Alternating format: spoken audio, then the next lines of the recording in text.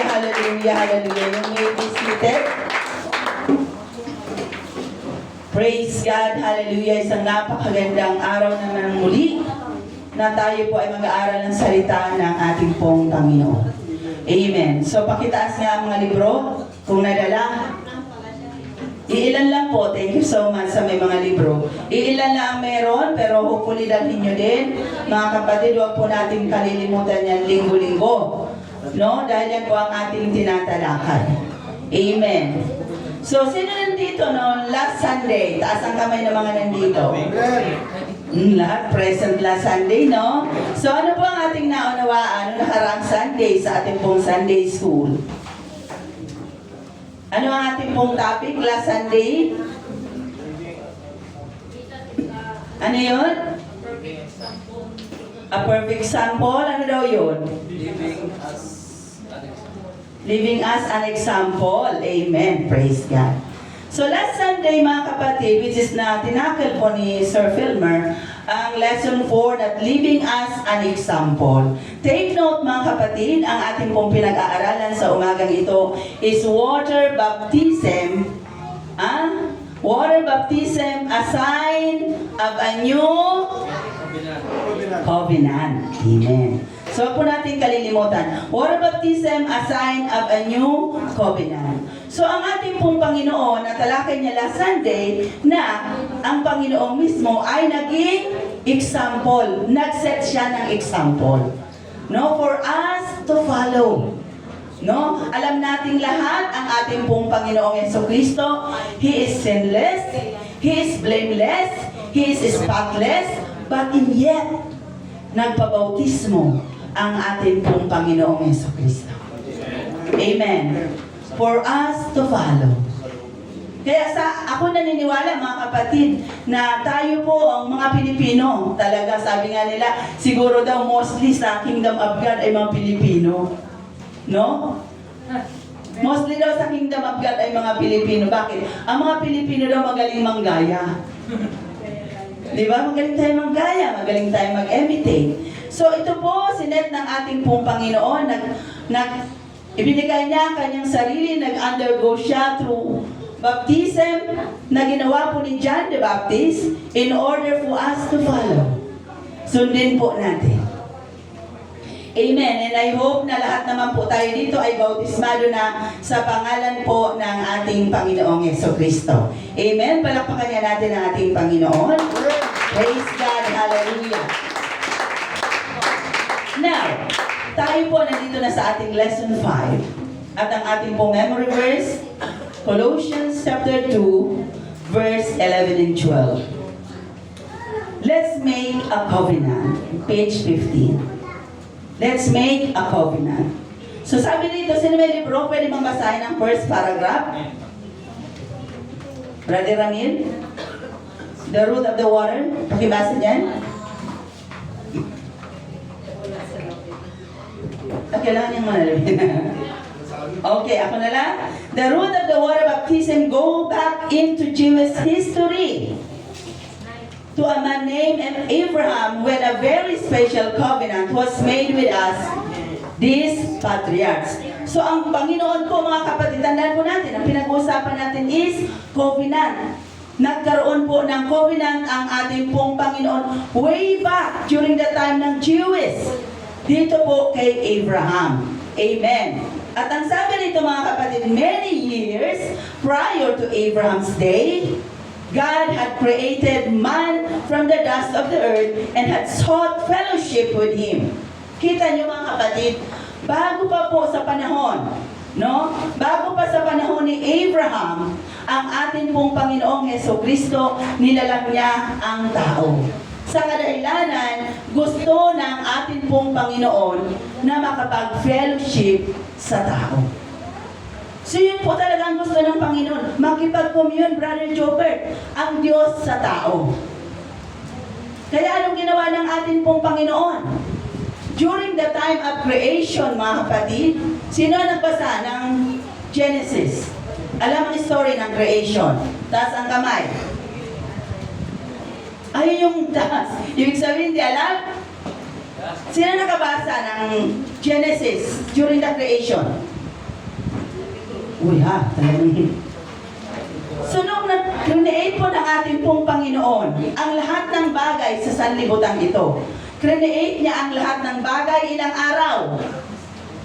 Ilang araw? 6 days. Amen. So within that 6 days, kung ating pong obserbahan, according sa story ng Bible, 1 to 5th day, create ng Panginoon ang lahat ng bagay through His Word. Sa pamamagitan ng Kanyang salita.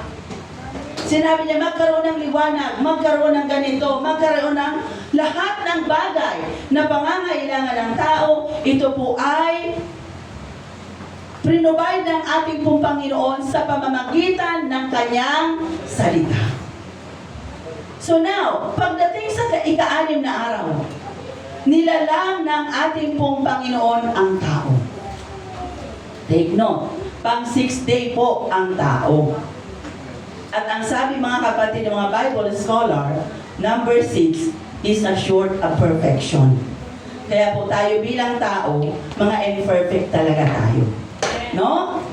So nilalang mga kapatid sa ika-6 na araw ang tao. So nang nilalang ng ating Panginoon ang tao, anong ginawa ng Diyos? Siya po ay kumuha ng alikabok. At yun po ay kanyang hinulmahan. Ibig sabihin ng nilalang ng ating Panginoon ang tao, ang kamay po ng Diyos ay narumihan. Nadumihan ang kamay ng Diyos. Pinorm niya iyon mga kapatid, at nang pinorm niya ng ating pong Panginoon ang kanyang ginawa, yun ay kanyang dinuraan, hindi Sino sabi dinuraan? Hininga. Kayo talaga May narinig akong gano'n Hiningahan. Ano pala yun? Yung bidaan, yung masama yung ugali. Wala pala yun, sorry na. Hiningahan po ng Diyos. Nang finorm ang tao, mga kapatid. Natuloy ako sa inyong hininga. Hiningahan niya. So ang tindi po ng ating pong Panginoon, yung dust, hiningahan ng Diyos. Kaya maobserbahan po natin ang tao, mga kapatid, tayo po ay mayroong hininga. No?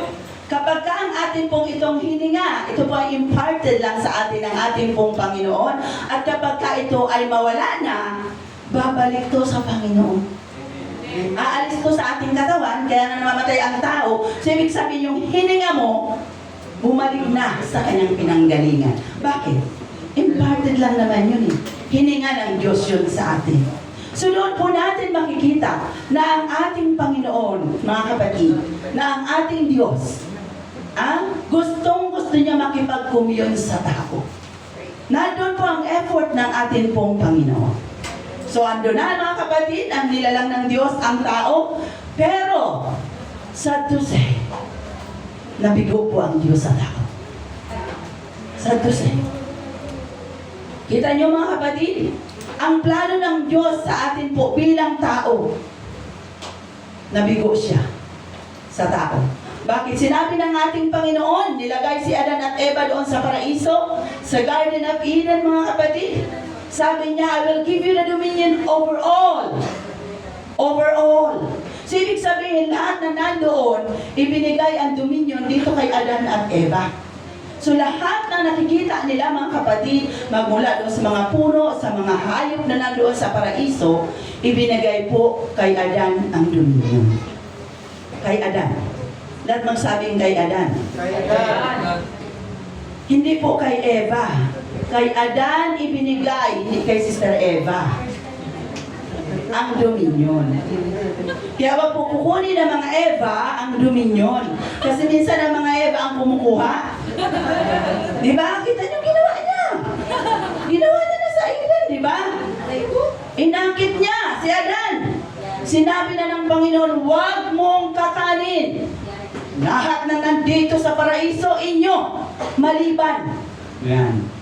Maliban sa bunga ng punong kahoy na nagbibigay ng karunungan tungkol sa tama at mali. Pero ito na nga ang Eva, nagpitas. Nagpitas siya. So ang ginawa pa, shinare. Share. Shinare, pinilit si Adan kumain. So at that moment, mga kapatid, ang Adan na binigyan ng ating pong Panginoon ng dominion, nakinig sa kanyang asawang si Eva. So, dumating po sa kanilang buhay na nandoon na buksan ang kanilang kaisipan na sila pala ay mga ubutubad. So, anong ginawa nila? Nagtago. Dahil bakit? Namulat na sila. Namulat na sila sa kanilang sitwasyon. So, ang ginawa po nila mga kapatid, sila po ay nagtago. At sa pagtago nila, ang sabi ng atin pong Panginoon, the very first question of God sa kanyang nilalang ay ano? Ha? What is the very first question of God sa kanyang nilalang? Where art thou, Adam? Sa palagay nyo kaya, hindi alam ng Panginoon kung nasaan si Adan? Alam niya. Pero, sa atin pong Panginoon, nawala na sa landas na nais patahakan ng Diyos sa tao. Dahil doon sa kanilang ginawa. Tandaan po natin mga kapatid, sa Bible may dalawang daanan. Isang makipot at isang malapad o malawak na daanan. Sabi ng ating pong Panginoon, dumaan tayo sa makipot na landas. So nilagay si Adan at Eva doon sa ganung kalagayan mga kapatid, pero sila po ay nag-disobey sa ating pong Panginoon. Tingnan nyo kung ano ang fall ng tao, anong kasalanan na gawa ng tao? Disobedience.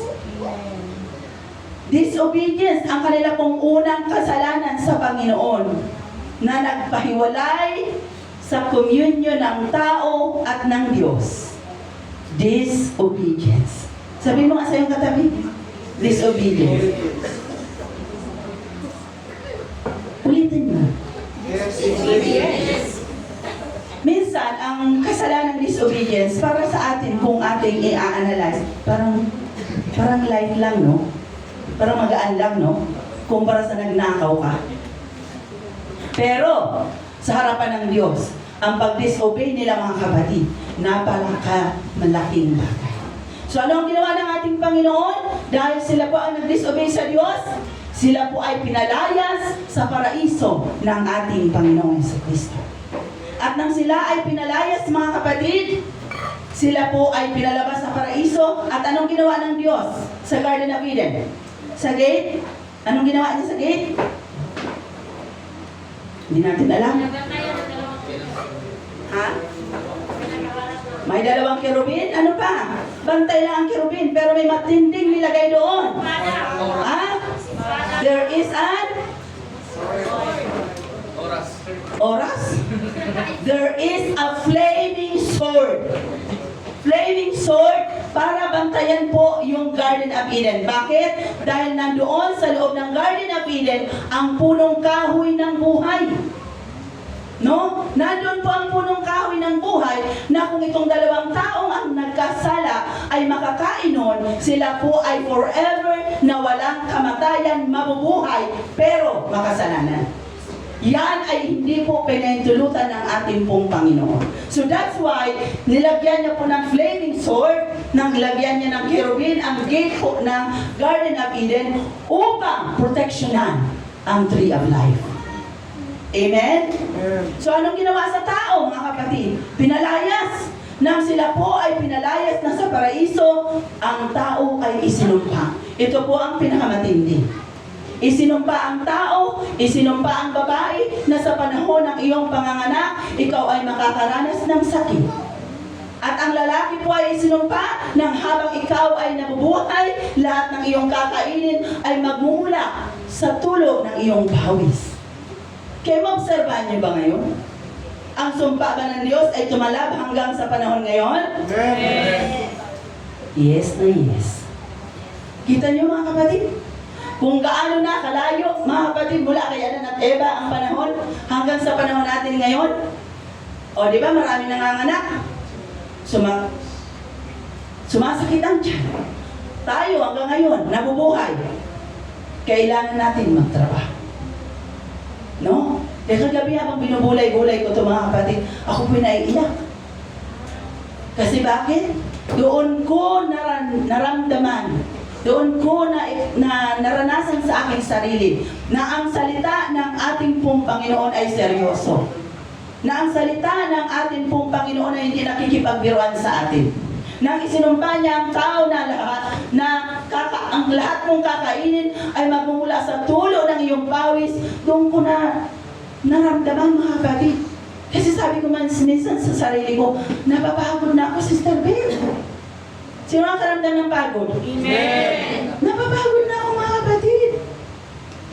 Minsan masakit na yung daliri ko. Kasi nasa online po ang trabaho ko mga kapatid. Pero we don't have a choice. We need to work. Pag hindi tayo nag-work, anong kakainin mo? Pag hindi ka nag-work, ano babayad mo sa bill mo? Right. Pag hindi ka nag-work, makakapag-school ka ba? Amen. So we need to work, and work. Yan po ay sumpa ng Panginoon sa tao nang ikaw ay sumuhay sa Diyos. So doon po natin makikita mga kapatid. Pero ang Diyos po natin ay mabuti. Sa kabila ng ginawa pong sumpa ng Diyos sa tao, hindi niya po tayo nilimot. Amen. Kaya nga mayroon pong story, mga kapatid, na sabi nga ng isang pastor, na pwede naman napalitan na ang tao, di ba? Patayin si Adan at Eva, palitan ng iba. Pero hindi po ginawa ng Diyos. Mahal tayo ng ating Panginoon. And He set a redempted plan para ang tao po na nawalay sa Diyos ay Kanya pong bigyan ng pag-asa. Ay Kanya pong bigyan ng bagong buhay. Na tayo makapalumbalik. Kaya tama yung sabi mo kanina, Sister Beth, even though that David nag-commit ng adultery, naging murderer mga kapatid, but in yet, bakit siya tinuring ng Diyos that he is a man after God's own heart? Dahil si David po mga kapatid, nandoon sa kanya ang pusong nagsisisi. Yun ang gusto ng Diyos eh, na tayo po ay magsisi. No? Lahat naman tayo mga kapatid ng ating pong buhay sa harapan ng Diyos ay wala pong kagandahan. Pero ang Diyos po natin is full of gracious, full of compassion. Amen. Lilinisin po tayo ng ating pong Panginoong Hesus Kristo. Amen. So anong ginawa ng ating Panginoon? But when Adam failed to meet God's commands,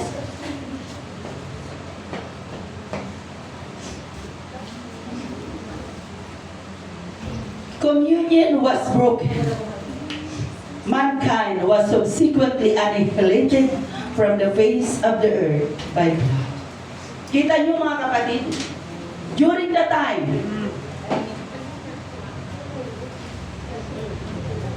na ang ating pong Panginoon ay nagalit sa tao dahil doon sa kanilang pagiging istabol, dahil doon sa kanilang hindi pagsunod sa Diyos, ano ang ginawa ng ating Panginoon sa tao? Lahat po ng nabubuhay ay pinuksa ng ating pong Panginoon during the time of Noah.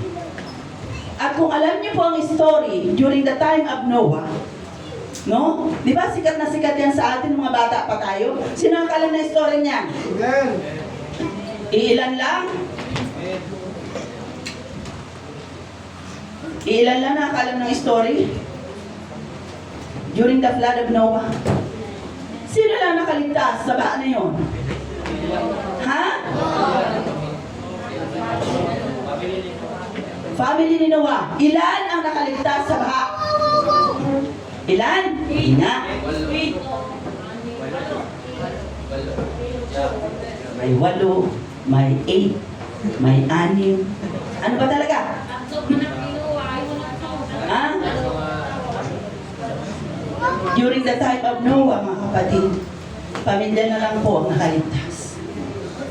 Nangangaral si Noah, during the time, pinagtatawanan siya, mga kapatid, nang habang ginagawa niya ang arka. No? Dahil napakaganda, tirik ang araw ng panahon yun eh. Di ba ganun minsan ang ating pong Panginoon? Ang bagay na ginagawa ng Diyos sometimes sa mata ng sanlibutan, ito po ay walang dating. Kaya walang nakinig kay Noah. Pero ito na dumating. ang dilubyo mga kapatid, ang napakalaking baha, at tanging pamilya lamang ni Noah ang nakaligtas doon mga kapatid. Sila po ay 8. Sabi ng 1 Peter 3:20, a soul saves by water. Doon po mga kapatid sa 1 Peter chapter 3 verse 20, figuratively, that is a sign of water baptism. Figuratively. Dahil doon sa napakalaking baha na yon, ito pong 8 ito ay nakaligtas. No? Nakaligtas po sila mga kapatid. Amen. So still God searched for a man to enter a unique and lasting covenant relationship with Him. He found this man in Ur of Chaldees. Amen. Tandaan po natin, sabi dito mga kapatid, God made covenant or agreement with several godly men in the Bible. At mamaya matatalakay po natin yan. These covenants were distinguished by signs. The rainbow was the sign of the covenant between the Lord and Noah. Alam niyo ang rainbow mga kapatid? Sino nakakita ng rainbow? Yan. Pag nakita niyo na po ang rainbow sa alapaap, ang ibig pong sabihin niyan, God remembers His promise or His covenant. Ibig sabihin, naaalala ng Diyos ang kanyang pinangako na hindi niya na muling gugunawin ang mundo sa pamamagitan ng baha. Oh, kunti lang ng amen. Di ba marami tayo na minsan nakita natin ng rainbow. Nakaraang araw lang nasa 13 Magteres kami, nakita ako ang rainbow. Kaya pag lumalabas ang rainbow mga kapatid, nagpapasalamat ako sa Diyos. Because why? Ang atin pong Panginoon, He remember His promise. Amen. Na hindi niya na muling gugunawin ang sanlibutan sa baha. Kaya kung nakakakita po tayo ng kaliwat ka ng baha dito sa Pilipinas, sabi po ng Bible, this is just the beginning. Hindi po tayo diyan mamamatay lahat. No? Dahil sa propesiya po ng Bible, hindi na po tubig. Hindi na po tubig ang papatay sa sangkatauhan. Amen. Amen. But with Abraham, the covenant sign would be upon a person themselves, a personal intimate sign of circumcision. Abraham covenant differed from other nation. Tingnan nyo mga kapatid. Ang covenant po ng ating Panginoon kumpara doon sa mga ibang Bible characters at kay Abraham ay iba. No? Mayroong physical evidence ang covenant ng ating Panginoon kay Abraham. At ito po ang tinatawag na hindi naman nakakipo. Circumcision. Amen? Circumcision. Amen. Ano po yung circumcision? Ang circumcision mga kapatid, kung sa Tagalog pa, ay pagtutuli. No? Pagtutuli dito po sa mga male na mga anak na mga saling lahi ni Abraham. Amen. Praise God. Sabi niya, this was the first attempt to bring man directly into the visible covenant relationship with himself. It formed from the first model visible church, the called out ones, which is the word, is now fully acquainted. So, ang ating pong Panginoon nakipag-covenant kay Abraham. So, sa page 16 po tayo mga kapatid. Get ready, Sister Ada, may pa-flash ako sa'yo mamaya. Abraham's family constituted embryo in the visible church of the earth, the chartered seal between God and Abraham. God drew near to Abraham to make his friend an earth partner. Take note mga kapatid, ang Diyos po natin, tandaan nyo, sa panahon ni Adam and Eve, ang Diyos ay nabigo. Di po ba? Nabigo siya. So dahil grabe ang loob ng ating pong Panginoon na makipag-commune sa tao, naghahanap talaga siya ng tinatawag na earth partner. Makakasama niya sa kanya pong gusto na makakommune ang tao. So naghahanap po siya ngayon ng makakatuwang. So ang sabi rito, God drew near to Abraham to make his friend an earth third partner and changed his name to Abraham before the real covenant was enacted. So the name change occurred by adding H. Ang original na pangalan po ni Abraham ay ano? Abraham. Ha? Abraham. Abram. Abram. So, ang Abram niya pong pangalan ay dinagdagan po ng ating Panginoon ng letter H. At ginawa niyang Abraham. Yan. Ginawa niyang Abraham. Ano ang dahilan nun? Sabi mga kapatid, this name change occurred by adding H from the tetragrammaton, unpronounceable set of consonant representing the name of God. God was mingling, listen carefully, God was mingling His name with His friend's name. So, dyan ngayon, Sister Ada, paki-flash mo nga ang, yung picture kanina. Nasin mo yun.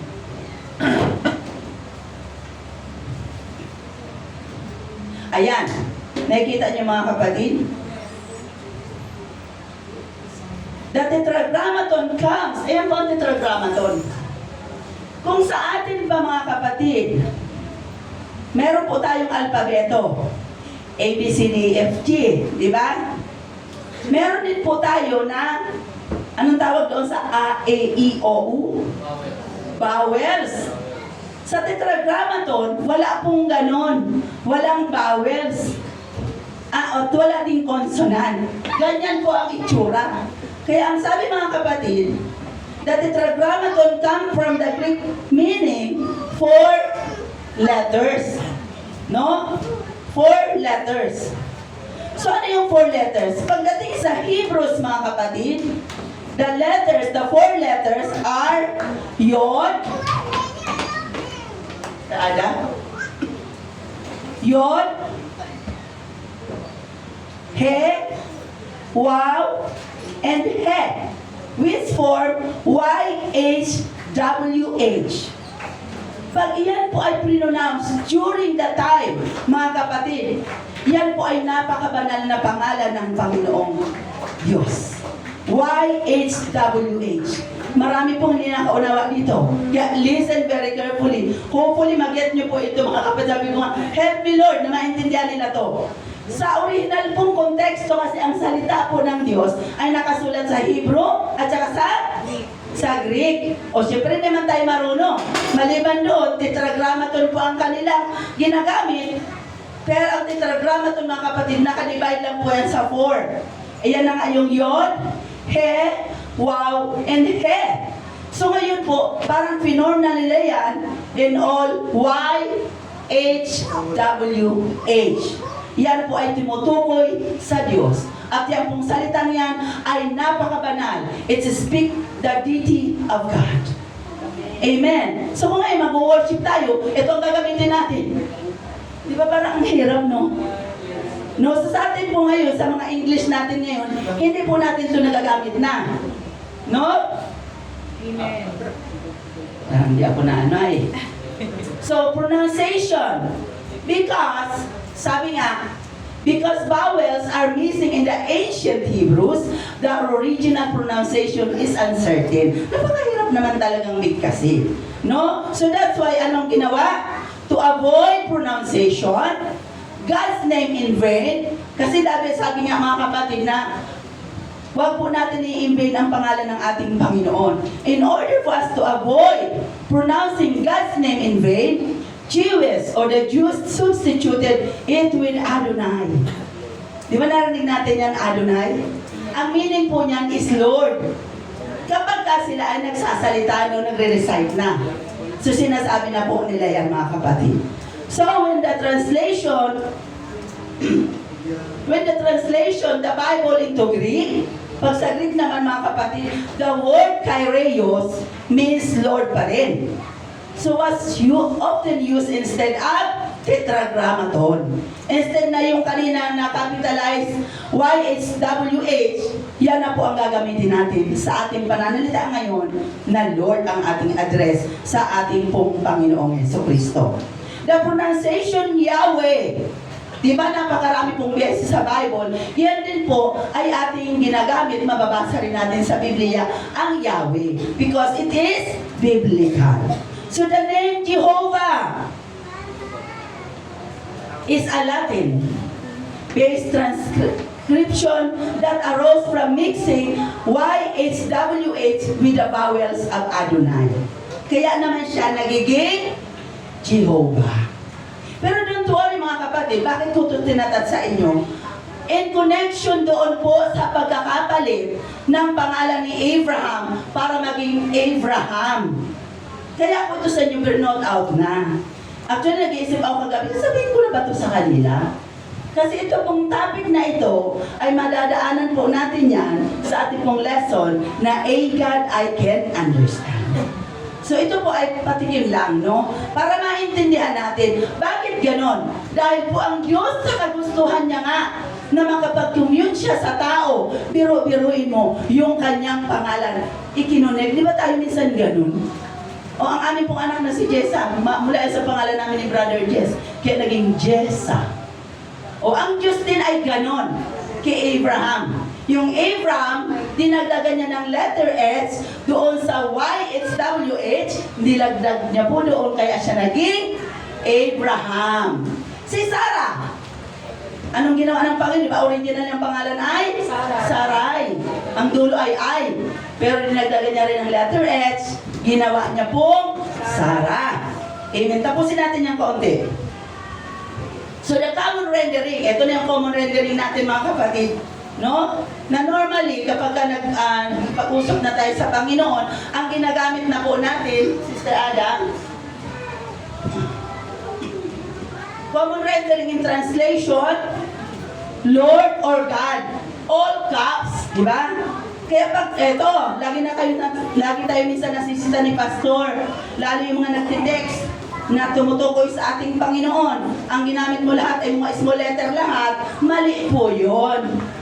Huwag po tayong gagamit ng gano'n kung ang tutukoy mo lang naman ang Diyos. Make it sure na itype mo lahat L-O-R-D, capitalize God, ganyan po ang pag-address doon po sa ating banal na Panginoon.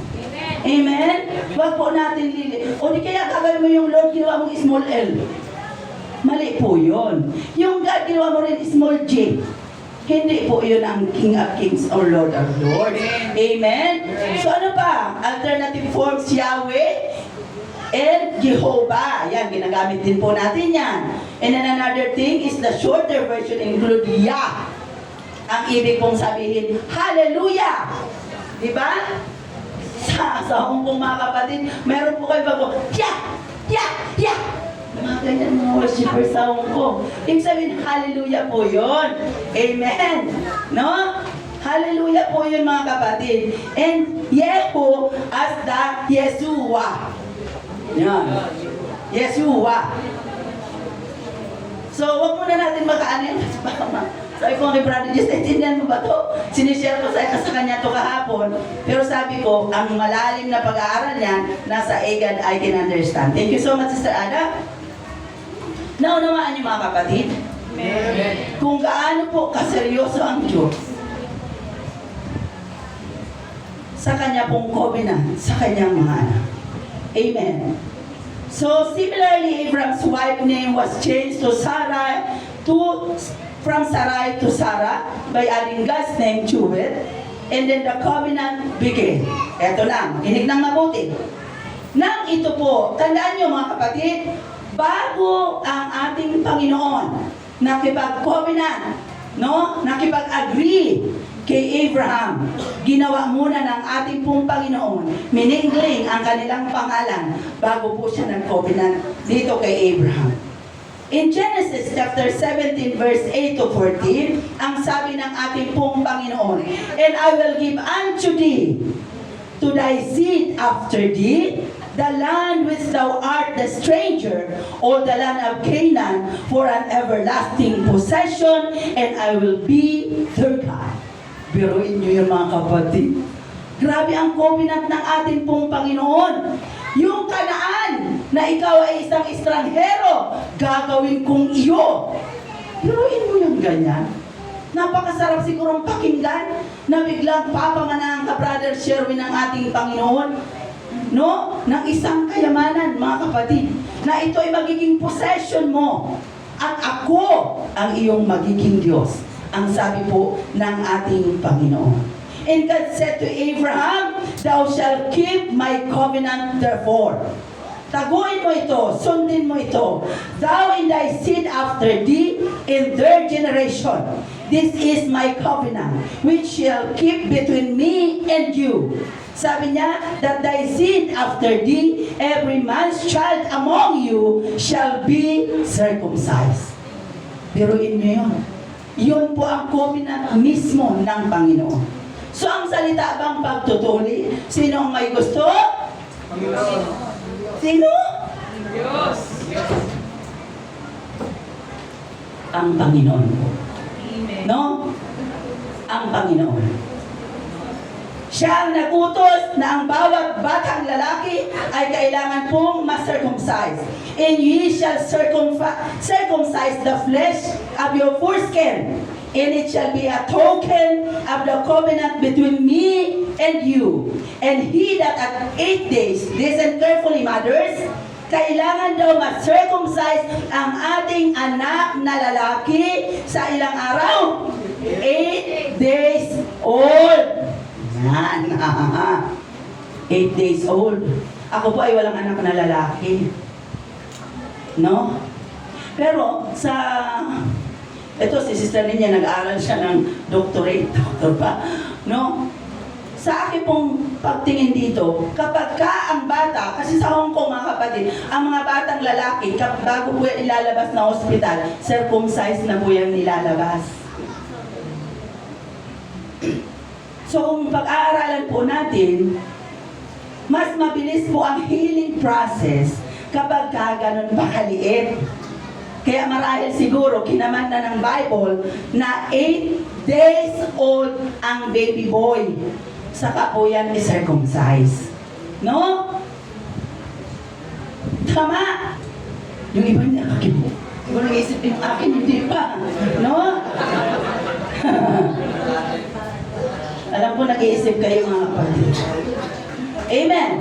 "And he that 8 days old shall be circumcised among you, every child in your generation, that he is born in the house or bought with money of any stranger, which is not thy seed." Biruin mo ang covenant ng Panginoon mula sa kanyang lahi at mula doon sa mga taong papasok sa kanyang tahanan.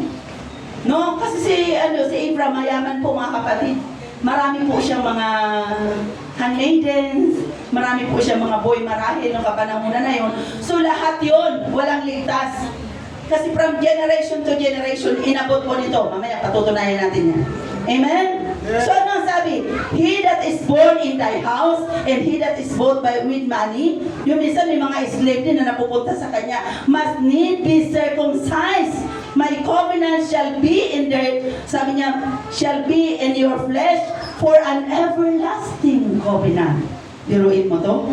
"And the uncircumcised man child, whose flesh of his foreskin is not circumcised, the soul shall be cut off." O, ito ang pinakamatindi sa mga hindi na-circum. O, pakinggan nyo na. Ito na ang naghihintay.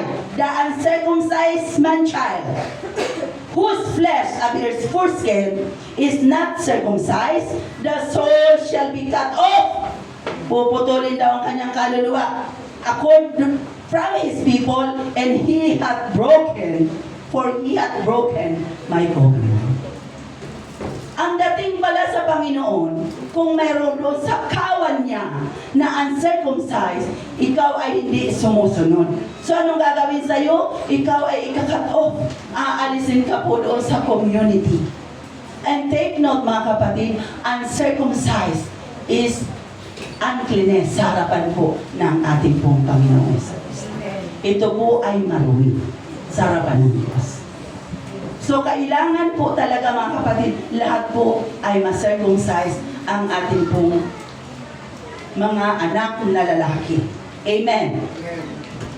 So, So the covenant circumcision was arrangement whereby Abraham and all his descendants would forever be blood partner with God.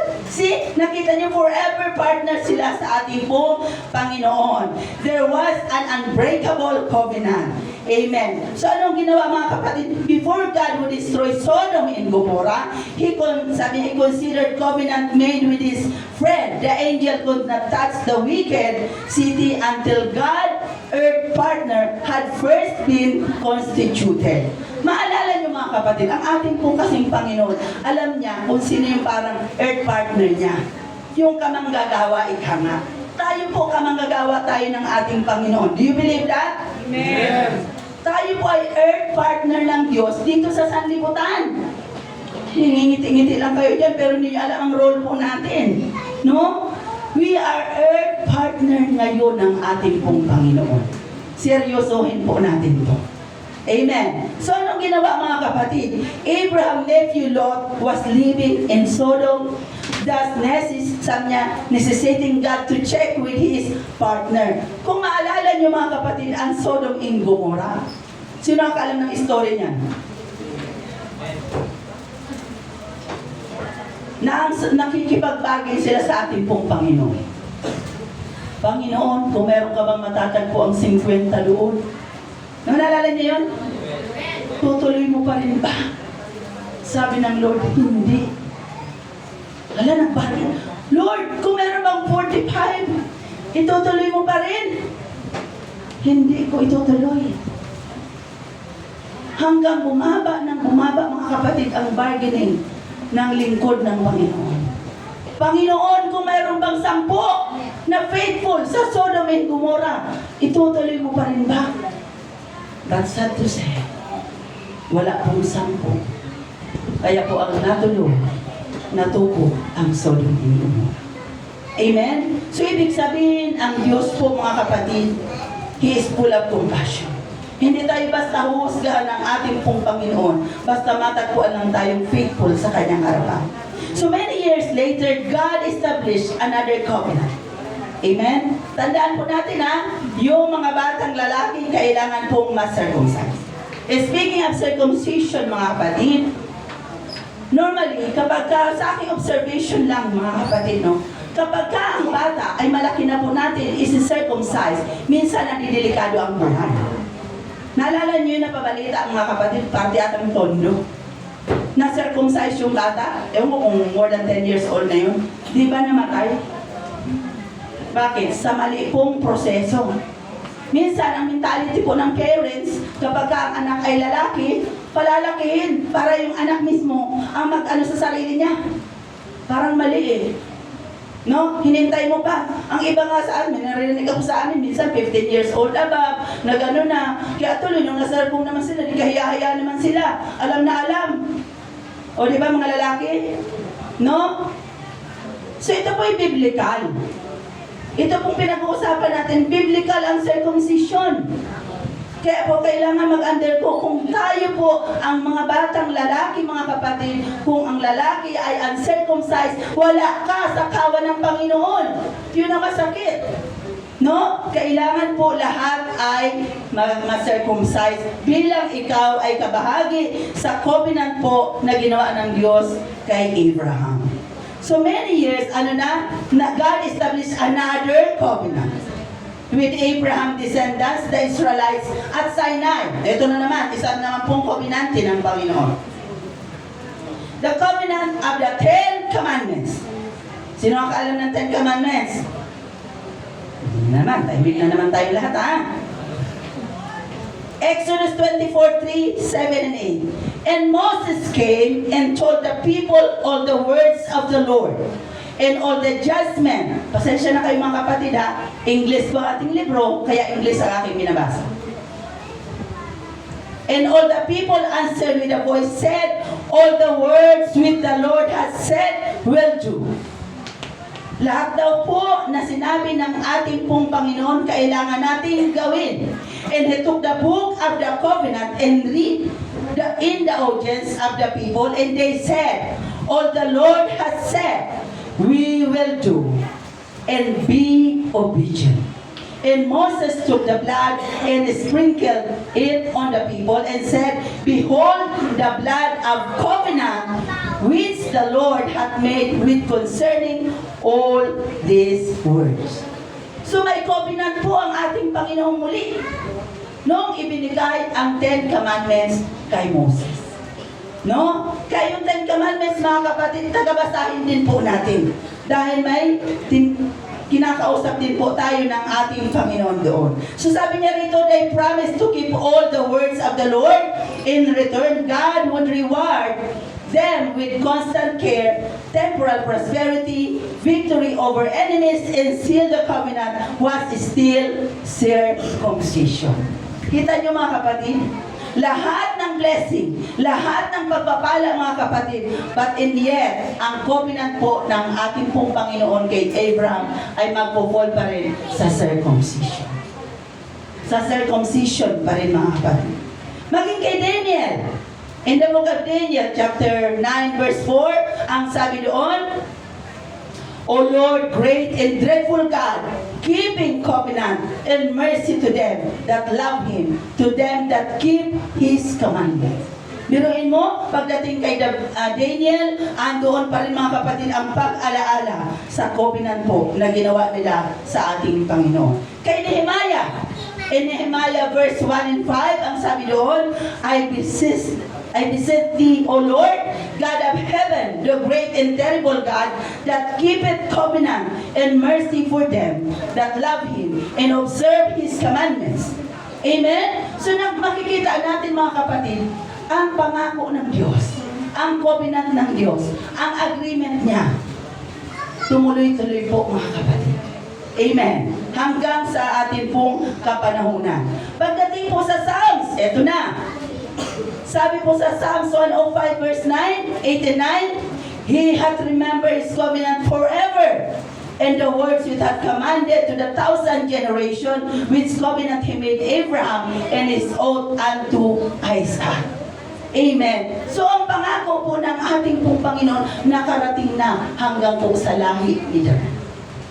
Amen. So tuloy-tuloy po yung agreement or covenant ng ating pong Panginoong Heso Kristo.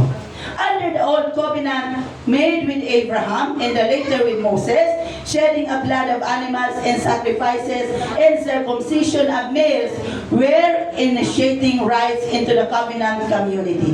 However, when the new covenant was initiated, the blood of animal circumcision was no longer needed. When we shall see in the study. That's why the First Church Council of the Book of Acts abolished the rights of Gentiles believers. Maalala niyo ba mga kapatid? Noong unang panahon, ang tao po pag nagkasala, ano ang pinangbabayad sa kanyang kasalanan? Ano yun?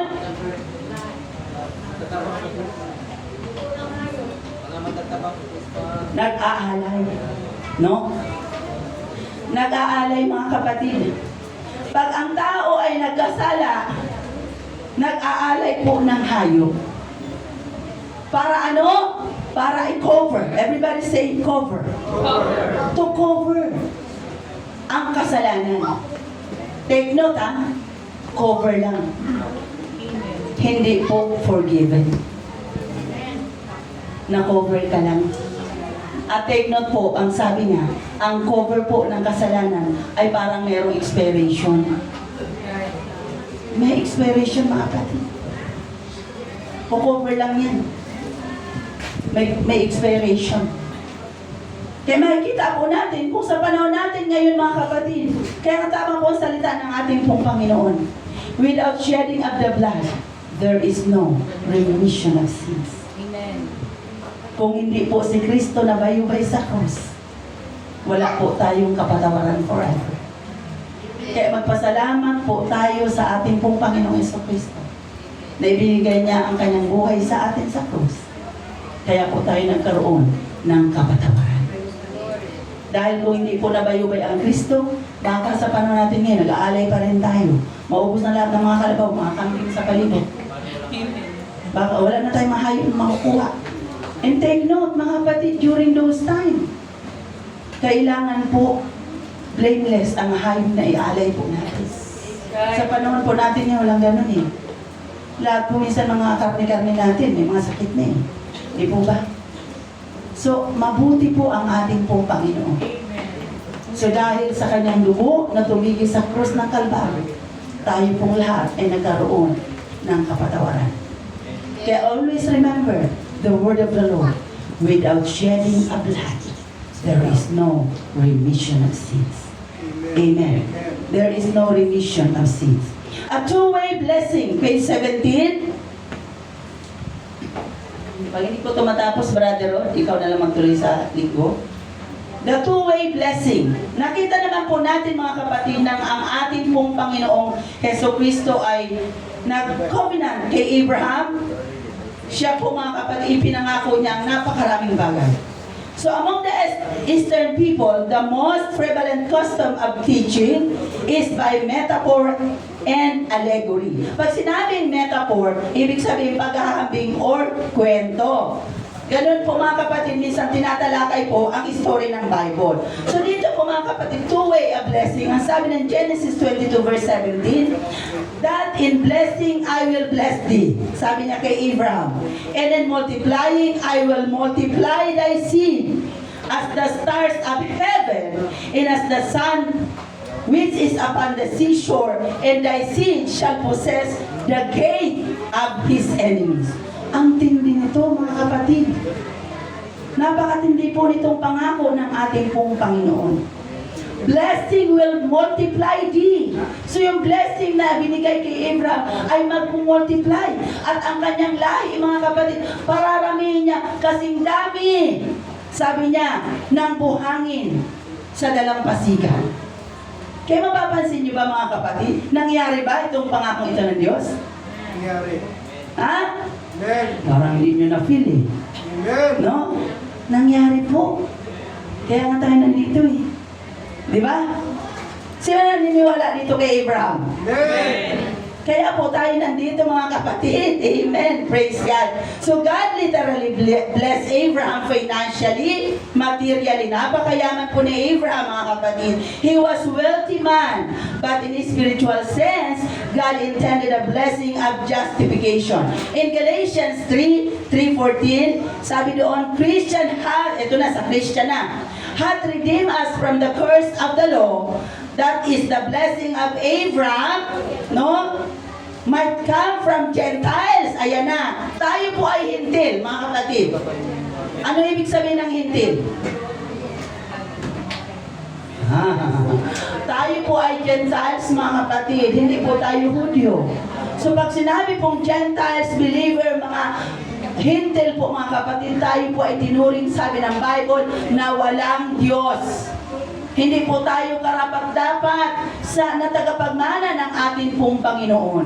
Kung kaya sa kawan ng Diyos mga kapatid, tayo po ay parang, ano bang tawag doon? Yung para idinikit ka lang, crafted ba ang tawag doon? Ganun po mga kapatid. Kung ito po yung puno, no? Idinikit lang po tayong mga hintil. Hindi po talaga tayo tagapagmana ng Panginoon. No? Idinikit lang po tayo sa ating Panginoon. Kaya napaka-palad po natin at huwag po natin sasayangin ang opportunity na tayo po ay napabilang sa kawan ng ating pong Panginoon. In the book of Acts, natagpuan naman ng Diyos na nasa mga hintil ang pusong paglilingkod. Kaya nga tayo ay tiningnan po ng Panginoon. Originally, ang Gentiles, hindi po tinitingnan ng Diyos. Mapapag-aralan po natin yan sa mga darating na lesson. Ang Diyos po natin mga kapatid, kailanman during those times, hindi po tumitingin sa Gentiles. Kaya minsan ang mga Gentiles pag nagpipraise sa Lord, ang Lord po ang sabi ng Bible, bingi. Yung mga, nay, tinatawag mong nanay parang bingi. Ganun po ang Panginoon, hindi kanya naririnig. Pero nang dumating ang grace po sa atin, tayo po ay tinunghayan ng Diyos. Tayo po ay tiningnan, tayo po ay pinakita. Amen? Nagkaroon po tayo ng grasya sa harapan po ng ating pong Panginoong Yeso Cristo. Sabi doon, that the blessing of Abraham might come unto Gentiles through Jesus Christ. Kita nyo? Through Jesus Christ, that we might receive the promise of the Spirit through faith. Ayan na. Through faith. So then, by which be of faith, are blessed with faithful Abraham. So kaya nga nung sabi ng Ephesians, mga kapatid, for by grace are ye saved through faith. Dahil daw sa biyaya. Ang pagkakapunta po natin dito, grasya lang po yan. For by grace are ye saved through faith. It's not of your works. Sabi ng Bible, hindi mo gawa. Kasi minsan ang tao sabi, bakit ka niligtas ng Diyos? Kasi mabuti ako, kasi nagtimos ako, kasi nag-donate ako. No. Sinabi na po ng Ephesians 2:8 and 9, for by grace are ye saved through faith. It's not of your works, lest any man should boast. Right. See? Hallelujah. Kasi kung ang basihan lang ng ating pong Panginoon ng kaligtasan ay ang ating gawang mabuti, wala po mga kapatid. Dahil ang ating pong mga gawang mabuti sa harapan ng Diyos, ito ay filthy rags unto the sight of God. Right. Wala po tayong pwedeng ipagmalaki. So bakit tayo nandito sa sanlibutan sa iglesia ng ating pong Panginoon? Because of the grace of God. Sabihin mo nga sa iyong katabi, because of the grace of God, that's why you are here today. Because of the grace of God, that's why you are here tonight. Nag-i-English na tayo lahat, o di ba? Di ba? Amen? Sa biyaya lang ng Diyos. Kaya nandito tayong lahat mga kapatid. Kaya seryosohin po natin ang ating pong paglilingkod. Amen. Amen. Sa darating na Sunday, Brother Ron, ipagpapatuloy niya po ang itatas niya, the Old Covenant Initiation, bago niya papasukan ang the New Rites of Initiation. Matindi na po ito sa linggo. No? Tandaan niyo mga kapatid, kaya kung kayo ba makikinig na mabuti sa ating pong Sunday School, parang tayo mga kapatid yung, anong tawag sa ganun? Sunod-sunod mga kapatid. Kasi sa darating na linggo, ito po ang itatas ni Brother Rod. No? Sa part na ng the New Rite Initiation. Na kung ano ang connection ng water baptism, no? Ayan, bakit mayroong birth, burial, and resurrection? Pasok po yan dito para po maintindihan natin, bakit nga ba tayo nagkakaroon ng water baptism? No? Dito po yan magpapalaot na maigi sa linggo at sa akin po nakikita, ito po ang climax po nito pong ating lesson. May naunawaan ba kayo mga kapatid? Amen. Amen. Praise God. I hope and pray na tayo po ay palaging excited mag-aral ng salita ng Diyos. Amen. Mag-advance aaral din po tayo mga kapatid sa ating sarili. Sino ba dito ang nag-advance mag-aral ng Word of God? Meron ba? Parang wala. Mag-aral po tayo mga kapatid. At kinakabahan ako.